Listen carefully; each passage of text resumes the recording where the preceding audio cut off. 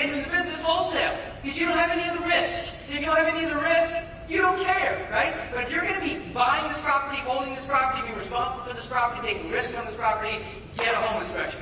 If you have our Fix and Flip Fortunes course, one of the audio CDs in there, if you haven't listened to it, you should listen to it. If you've listened to it, listen to it 5 more times. It's called The Most Important Thing. And what the most important thing is when you're doing renovations, it is due diligence. Okay? And it goes way beyond just home inspection, but certainly home inspection is the most important one. Clearly, you need a good home inspection for number 3, which was running accurate numbers, because if you don't know what you need to fix, you're probably not going to accurately determine the numbers on what needs to be fixed, right?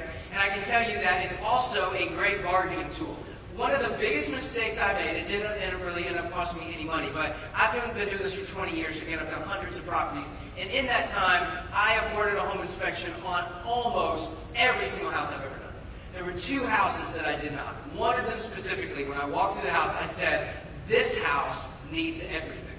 I basically, just in my mind, when I ran the numbers, I was like, it needs everything. I don't need a home inspection. They're not going to tell me something needs to be done. I'm basically budgeting for everything. Okay? So I don't need a home inspection. So I didn't get a home inspection. Probably one of the only ones I didn't get a home inspection on, and we found foundation issues. Okay? Now, I did not have foundation issues in my budget. Now, it ended up we were able to fix it for a pretty small amount of money. It was only a few $1,000s. It was off grade. It's a little bit easier to fix. But it could have been a disaster. But even though it wasn't a disaster for me, the reason I was mad at myself is because if you ever go back and renegotiate with the seller and tell them you found foundation issues, you can get quite a bit off of the price that you were willing to pay for that property. Okay? So it is a great bargaining tool if you need to go back to them and try to negotiate a better price. If you find latent defects, things that are not readily visible to the eye, and you're able to go back and use that as a way to negotiate down the price. Always.